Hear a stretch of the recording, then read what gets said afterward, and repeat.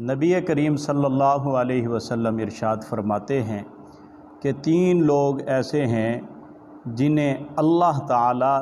دیکھ کر مسکراتے ہیں۔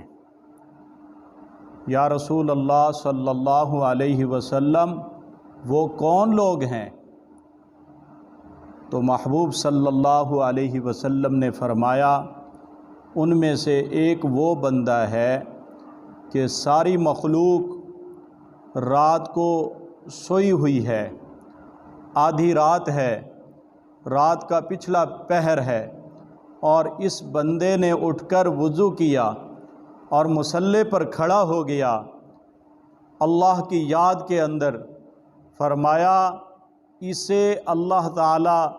دیکھ کر مسکراتے ہیں۔ جو اللہ کی شان ہے، اپنی شان کے لائق اللہ تعالیٰ مسکراتے ہیں کہ یہ تو سونے کا ٹائم تھا، یہ تو گہری نیند کا وقت تھا، رات کا پچھلا پہر ہے اور لوگ سوئے ہوئے ہیں، اور یہ بندہ رات کو اٹھ کر وضو کر کے اللہ کے سامنے رو رہا ہے۔ رات پوے تے بے دردانو نیند پیاری آوے، رات پوے تے بے دردانو نیند پیاری آوے، تے درد مندانو یاد سجن دی ستاوے،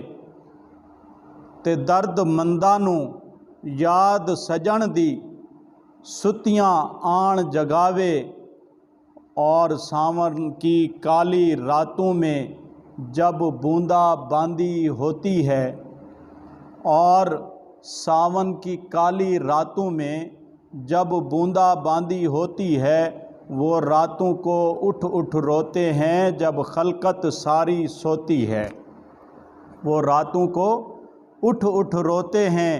جب خلقت ساری سوتی ہے۔ اللہ تعالیٰ مسکراتا ہے ایسے بندے کو دیکھ کر جو راتوں کو اٹھ کر اللہ کے لیے نماز پڑھتا ہے۔ دوسرے نمبر پر پیارے آقا صلی اللہ علیہ وسلم نے ارشاد فرمایا اللہ تعالیٰ ان لوگوں کو دیکھ کر مسکراتے ہیں جو جماعت کے لیے کھڑے ہو جاتے ہیں اور صفوں کو سیدھا کرتے ہیں رکوع کے لیے، سجود کے لیے، اور اللہ کی یاد میں کھڑے ہو کر